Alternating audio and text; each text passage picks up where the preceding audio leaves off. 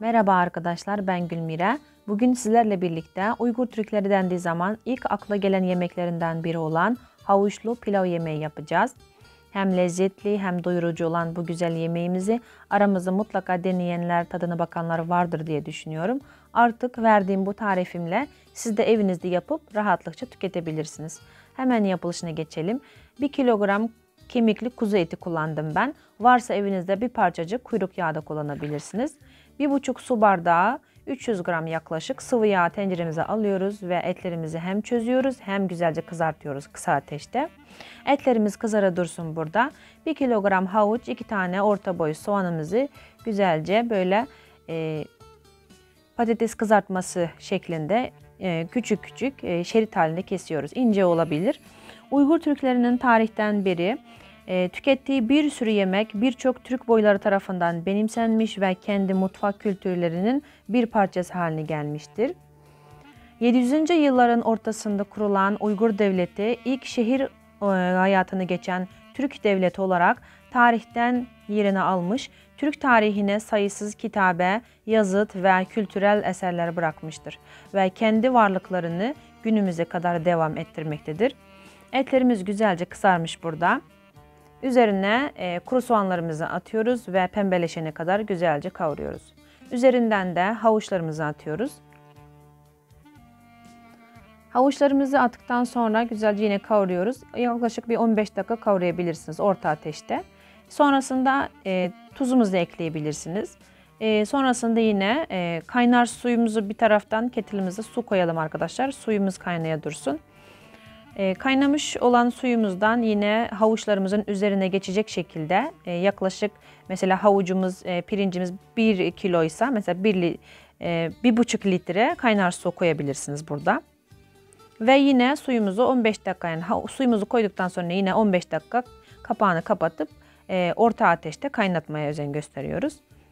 Düğün, toy, mevlüt gibi insanların toplanacağı, bir araya geleceği zamanların simgesi olan en çok tercih edilen bu yemek farklı Türk boylarında damak zevkine göre çeşitlenmiş ve daha da zengin bir hale gelmiştir. Sadesi, karamelizesi, soğanlısı, kuru üzümlüsü, nohutlusu, sarımsaklısı, ayvalısı, kuru kayısısı derken coğrafyalara göre çeşitleri zenginleşmiştir. Bugün biz sadesini yaptık arkadaşlar. İnşallah ileriki zamanlarda da çeşitli olanlarını da deneriz beraber. Etimizi çıkarttım ben burada. Yaklaşık 1 kilogram pirincim var. Su bardağında 3 su bardağı kullandım gösterdiğim su bardağında.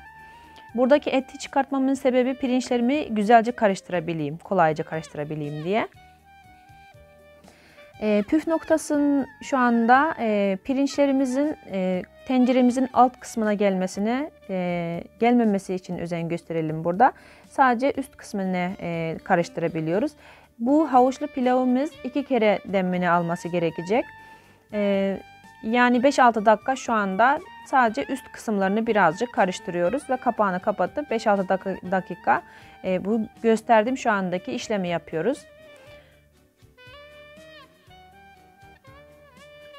Annemin pilavı çok meşhurdur. İnşallah bir gün annemi davet edelim. Sizler için annem böyle anne pilavı yapar. Evet. Şu anda ikinci kez demlenmesi için arkadaşlar hazırlık yapıyoruz ve etlerimizi ortasını birazcık açıp gömme usulüyle yapmaya çalışıyoruz. Ya da üstüne de koyabilirsiniz. Üzerine bir tane sonra bir tabak ya da tencere kapağı da koyup kısa ateşte. Şu anda ateşi kıstım ben. Tamamen kısılıyor burada ateş. Yani yaklaşık 20-25 dakika ya da yarım saat bekletebilirsiniz pişmesi için. Bu tamamen pişme süreci. Ve evinizde varsa şu anda biraz büyük şeylerden neydi? Kimyondan da kullanabilirsiniz burada. Bu tercih meselesi kimyon kullanmanız. Böyle avuçlarınızın arasına alıyorsunuz kimyonları ve ovuyorsunuz bu şekilde. Bu bütün düğünlerin sultanı olan bir yemektir. Nasıl Türkiye'de yörelere, bölgelere göre böyle değişik yemekler, kavurmalar, ne bileyim keşkekler, Osmaniye'de sarmalar, işte dolmalar filan servis ediliyorsa düğünlerde, bizde düğünlerde, mevlütlerde olmazsa olmazları bu pilav. Ve Uygurlar tek çeşit yemek yiyor sofralarında misafir olmadığı süreçte. Şu anda pilavlarımız güzelce pişti. Evet, güzelce karıştırıyoruz. Burada etimizi tekrar yine çıkartıyoruz. Çıkartmamın sebebi de pilavımı güzelce yani kolay karıştırabileyim. İleride inşallah sizlere bir Uygur masası nasıl düzülüyor, nasıl yemek yiyoruz onları da tanıştırmak istiyorum. İnşallah en kısa zamanda onları da çekip sizlerle paylaşacağım. Şu anda pilavımız yemeğe hazır. Zamanınız varsa etlerinizi çıkartın ya da çıkartmayı güzelce karıştırdıktan sonra kapağını kapatıp ateşi de söndürüp birazcık bekletebilirsiniz. Daha da güzel kıvamı gelmesi için. Bir mevsim salatası, ondan sonra bir yoğurtla beraber rahatlıkça yenilen bir yemektir bu. Orijinal olmasına uymak için hani mutlaka yağ, zeytinyağı ya da normal bir sıvı yağ da yapın. Yani tereyağı ekleseniz de tamamen tereyağı eklemeyin, yarı yarı eklemeye çalışın. Evet, şu anda yemeğimiz hazır arkadaşlar. Çok lezzetli ve güzel olmuştu. Mutlaka deneyin diyorum. İnşallah siz de memnun kalırsınız. Yorumlar kısmını yazarsanız çok da sevinirim. Şimdiden deneyenlere afiyet olsun diyorum. Allah'a emanet olun.